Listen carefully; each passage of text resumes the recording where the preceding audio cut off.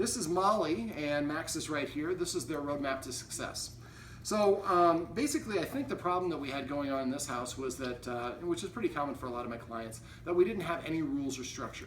Also, the dogs were able to tell the humans what they wanted them to do, and when the dogs told the humans to pet them, the humans replied.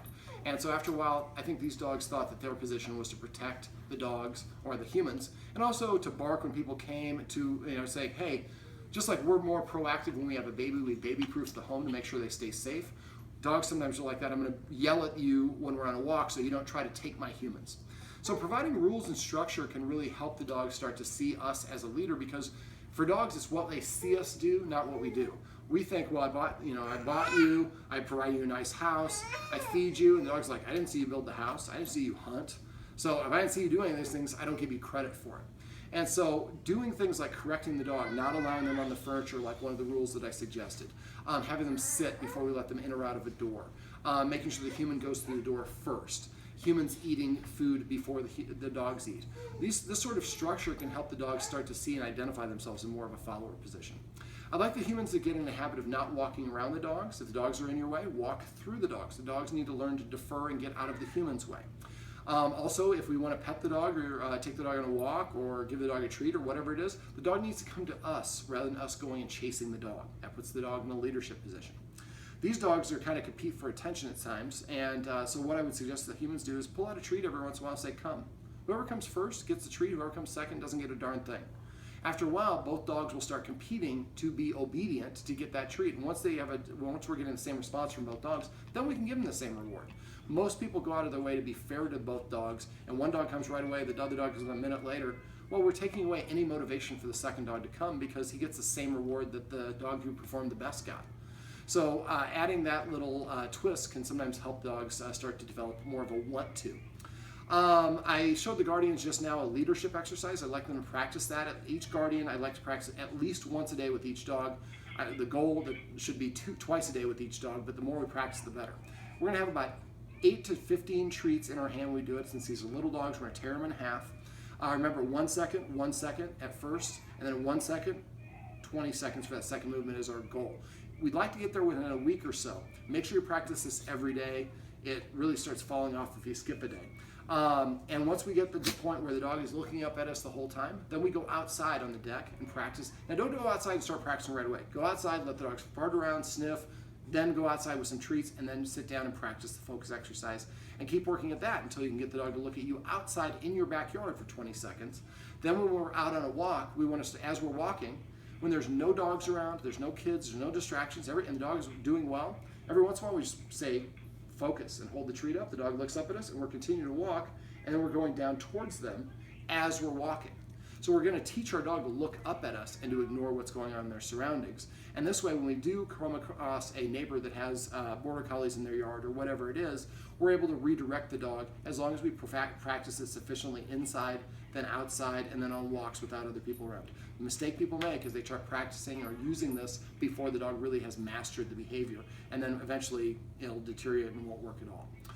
If the dogs continue to be reactive the way that they are on walks, the guardians could actually come to one of the counter conditioning classes that we're going to start in July, where we're going to actually teach dogs not to react to other dogs by getting them around a lot of other dogs using some desensitization and some counter conditioning tactics. We'd like to use the escalating consequences. He was just sniffing around where the baby was. So remember, the first thing we do is we hiss. Second thing we do is we stand up abruptly and turn our hips to face the dog. Third thing we do is march at the dog until it turns sideways. Then we step backwards, or then we go to the second consequence. We keep our hips pointed at the dog, and when it's stationary, we take those 2 steps backwards. Then we can go about doing what we want to do. The fourth consequence is putting a dog on a leash and stepping on the leash about a foot away from their head, giving them a leash timeout. You can go to doggoneproblems.com and click on the dog training tips link. On the left side of the page, there is a search box. You can type in counter conditioning, desensitization, escalating consequences, focus exercise. There'll be a whole bunch of other sessions where I have videos that show people how to do those things. I'd like the guardians to also practice establishing boundaries. One of the boundaries we talked about was not allowing the dogs on the tile floor in the kitchen and the dining room when the humans are eating. Not allowing the dogs to go into the child's room at all. but with the door open. So the dogs learn to develop self-control. And this way, when we're changing poopy diapers or mom just wants some time with her daughter, the dogs are not sweating them. Now, mom is who the dogs don't listen to the most, and I think a lot of it is because mom's right now going through a very maternal stage, and I think probably has given the dog a lot of love and affection in ways that have confused the dog into thinking it needs to protect her. So the dog is, especially Max, is really going to challenge getting up on the couch. If she can outlast Max consistently, she's going to start seeing a much better response. Also, let's practice the door exercise. Another thing to go to Dog Training Tips and search for door exercise and watch some other videos. But set the dogs up. Don't do it in a real world situation. Arrange to have family or friends come by or family members. And they come and knock on the door. They text us ahead of time so we can wash our hands. We're not frazzled. We're not caught off guard. When we go answer the door, we do it in a very casual way. And we first teach the dog to stay behind that line 10 feet away from the door.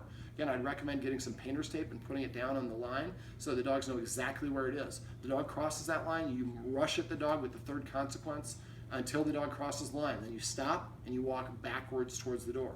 And there's a lot of videos that kind of go into more detail for that on doggonproblems.com. I'd like the guardians to start petting the dogs with a purpose. That's going to be the easiest things that they can do that's going to have the biggest impact. So anytime the dog nudges us, scratches us, jumps up on us, instead of doing what it wants and giving it attention, we're going to say, sit. As soon as the dog sits, we're going to pet under the chin, facilitate that good body mechanic of feeling proud with the nose in the air. And we're going to say just the word sit, not good sit, not good boy, just the word sit. And that's passive training as well. So if the dog comes to us, we're going to pet it and say come. The dog goes and sits down, we're going to pet it and say sit. Lays down, we're going to pet it and say chill or lay down or whatever the word is.